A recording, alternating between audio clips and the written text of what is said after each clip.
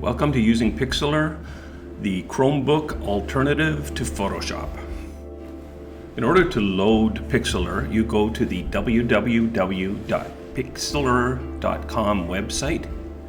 You then choose which version of Pixlr you want to use. Usually we use Pixlr E. You then select your image size, what size you want your picture to be.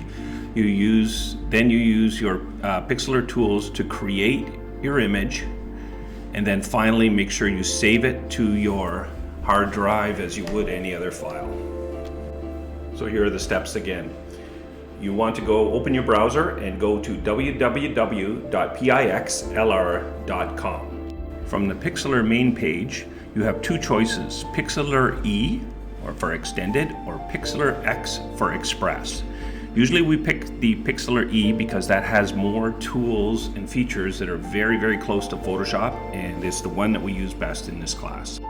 From there, you select your image size and name your image. You can choose any image size you like. There's from posters to small Instagram pictures, etc. I usually choose full HD. That gives you a nice big platen to work with. From there, you'll see your Pixlr main screen that looks very similar to Photoshop. You have your tools down to one side, your image in the middle, and you can do almost all of the functions that Photoshop will do.